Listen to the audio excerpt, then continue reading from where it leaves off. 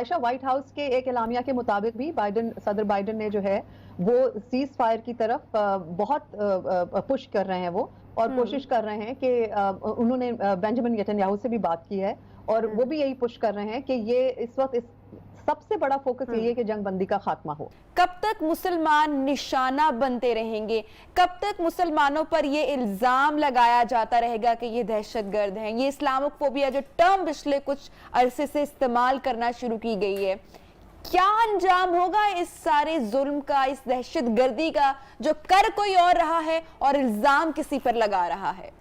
ये वक्त जो है वो सुख का सांस लेने का नहीं है। ये जो प्रोटेस्ट में जो शामिल हुए हैं लोग और जितनी आवाज उठाई गई है, इसको ऐसे ही कंटिन्यू रखना है, क्योंकि हम सारे इसराइलियों को यहां से निकाल कर ही बाहर दम लेंगे। आयशा, यहाँ पर हंगामी बुनियाद पर बुलाया गया था इजलास, तो माहौल निहायती संजीदा था और लोग जो है वो तमाम जितने भी स्पीकर्स थे वो तमाम बेइंतहा कमिटेड थे और सबका फोकस जो है वो इस वक्त सीज फायर की तरफ है, जंग बंदी को रुकवाने की तरफ सबका मौक़िफ़ यही है। और जितने भी स्पीकर्स हैं वो उनका कंक्लूजन जो है वो यही हमें दिख रहा है सामने आता हुआ कि वो इस वक्त तमाम लोग जंग बंदी की कोशिशें और अमन की मशरिक़ वस्ता में कोशिशों की तरफ उनका फोकस है। जहां तक आपने पूछा कि नताइज क्या निकलेंगे, तो ये तो आयशा वेट एंड सी वाला मामला है कि हमें देखना पड़ेगा। इस वक्त तो इन ऑल इट्स सीरियसनेस इजलास जारी है और हमने देखा माजी में भी कई करारदादें पास की अक़वाम मुत्तहिदा ने, लेकिन कोई खातिर ख्वाह उसकी रिजल्ट हमने नहीं देखे।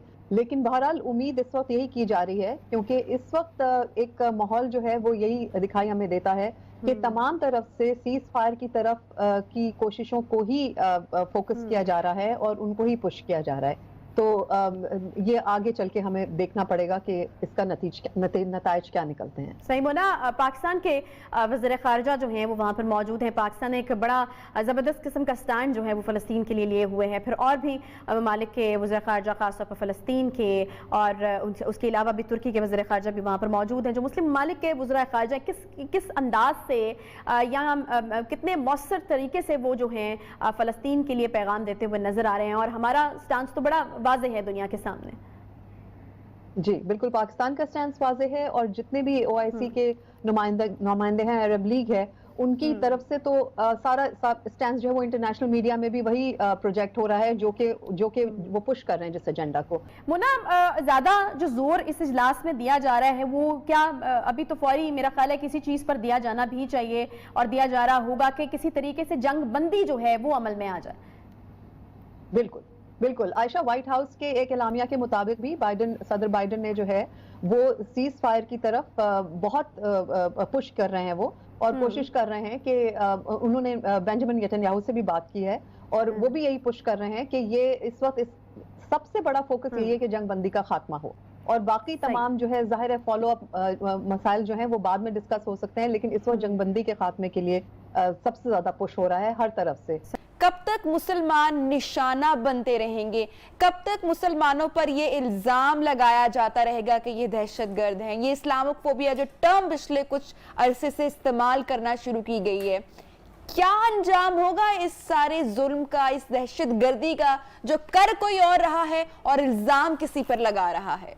बहुत सारे हमारे मुल्क हैं जो कि जिन्होंने रिकॉग्नाइज नहीं किया हुआ तब भी वो इजराइल से ट्रेड कर रहे हैं, इसराइल से टेक्नोलॉजी खरीदते हैं या इसराइल के को बाज़ अशिया बेचते हैं जैसे तेल वगैरह।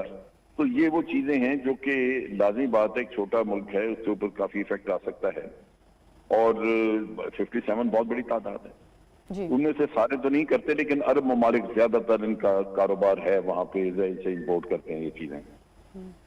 तो ये इफेक्ट भी आ सकता है। और दूसरा ये है कि अगर फलस्तीनियों को अमन के जमाने में कुछ न कुछ को वेपन हम उसके लिए उनको दिए जाते, लेबनान के थ्रू हमारा वहां पे हिजबुल्ला है, हिजबुल्ला वाले ये काम पहले करते रहे, अब नहीं कर रहे, तो वो जमीन में जब क्लैशेज, इनके जमीनी जंग होती है, क्लैशेज होते हैं, उसमें भी इसराइल का कुछ नुकसान ज्यादा होता है, तो वो उसको ख्याल आता है कि मेरे लिए अमन जरूरी है, क्योंकि वक्त के साथ साथ ये जो फलस्तीनी हैं ना तो ये इस चीज को भूले हैं अपने हकूक को, और ना ही ये पहले की तरह कमजोर हैं। इसराइलियों का नुकसान बड़ा थोड़ा हुआ है, लिहाजा ये कहना कि वो इससे आइंदा गुरेज करेंगे, ये नहीं होगा। आज जो थोड़ा बहुत उन्होंने अचीव करना था कर लिया, फिर उन्होंने सीज फायर की तरफ आ गए कि ठीक है जी सीज फायर करते हैं, लेकिन वो काफी ज्यादा नुकसान कर चुके हैं फलस्तीनियों का। इंसानी जानों का ज़िया भी हुआ, कई बिल्डिंगें उनकी गिर गई। पॉपुलेशन तकरीबन वहां से तकरीबन 1 लाख के करीब बेघर हो चुके हैं इनके फलस्तीनी, और वो उनको धकेल के तो नीचे जुनूब की तरफ भेज दिया गया है। वो बेचारे बाहर खुले आसमान में बैठे हैं। पूरी दुनिया के मुसलमान एक तरफ खड़े हो जाते हैं, ईसाई और यहूदी सहूनी एक तरफ हो जाते हैं, तो क्या मंजर होगा? ये पूरी दुनिया को जंग की लपेट में ले लेगा। और आज 21वीं सदी की तीसरी आलमी जंग का तसव्वुर करना भी महाल है। क्यों? क्योंकि कुछ नहीं बचेगा। इसलिए अब वक्त की जरूरत है कि दुनिया इकट्ठी हो, फलस्तीन का मसला हल करे, मेरिट के ऊपर हल करे, इंसाफ के तकाजों को पूरा किया जाए और बेलगाम इस्राएली घोड़े को लगाम डाली जाए। और इसकी वजह सिर्फ और सिर्फ एक ही है, और वो ये है कि मुसलमान हक की बात कर रहे हैं। वहां इतना जुल्म सह चुके हैं 70 सालों से। आप सोचें कि 3 इंतफादा, 2 नकबा, ये सारी तहरीक अकेले फलस्तीनियों ने लड़ी हैं। फलस्तीनी तो बार बार ये कहते हैं कि हम अपना आखिरी बच्चा तक कुर्बान कर देंगे किबला अव्वल की हिफाजत के लिए। लेकिन किबला अव्वल की हिफाजत खाली फलस्तीनियों की जिम्मेदारी नहीं, पूरी दुनिया के मुसलमानों की जिम्मेदारी है। और अब वक्त आ गया है पूरी दुनिया के मुसलमान इकट्ठे होके, हम आवाज होके दुनिया की बड़ी बड़ी शख्सियतें साथ जुड़े और इस मसले को हल करें। और बार बार दुनिया को यह बावर कराया जाए कि दुनिया की मईशत भी इस पे डिपेंड करती है, दुनिया का अमन भी इस पे डिपेंड करता है। और इसराइल के लिए ये कोई खेल नहीं है कि 10 दिन मर्जी से बमबारी करे, शहर को तबाह करे और सीज फायर का ऐलान कर दे। ये कोई वीडियो गेम खेल रहा है कि अपनी मर्जी से शुरू किया, अपनी मर्जी से खत्म कर दिया। मैं यहाँ पे कहना चाहूंगी देखने वालों को कि बिल्कुल सुख का जो कहते हैं ना सांस इस टाइम अगर आपने ले लिया है ना कि भाई अब तो सीज फायर हो गया, अब तो जंगबंदी का मुआहिदा हो गया, तो बस भाई बड़ी जीत हो गई, नहीं, हरगिज नहीं। ये वक्त जो है वो सुख का सांस लेने का नहीं है। ये जो प्रोटेस्ट में जो शामिल हुए हैं लोग और जितनी आवाज उठाई गई है, इसको ऐसे ही कंटिन्यू रखना है, क्योंकि हम सारे इसराइलियों को यहाँ से निकाल कर ही बाहर दम लेंगे।